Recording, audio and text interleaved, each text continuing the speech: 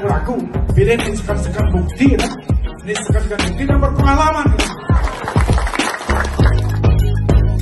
Program unggulan 3 adalah kita akan melakukan pembangunan infrastruktur dalam rangka meminimasi kemacetan di Bandung ini. Contoh tiga,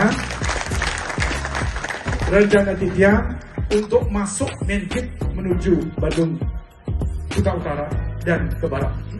Yang akan coba membuat main gate tidak saja di Kerobokan, juga di sebelah utara Puspom, yang akan buat shortcut ke utara ke barat menuju Abentase dan lanjut mudah-mudahan menuju Perena dan terus dan menuju. Ini yang kita akan lakukan ke depan. Bung Karo, titik yang seringkali ini kita terpilih menjadi bupati dan wakil bupati, pemerintah akan hadir mengintervensi manda inflasi ini kita terlalu meningkat. Kenapa yang akan kami lakukan? Majang lagi dari Kramo ini pembekas nih, sering jaga Bandung. Kami akan berikan bantuan berbasis kakak seluruh masyarakat Bandung dengan jumlah nilai 2 juta rupiah.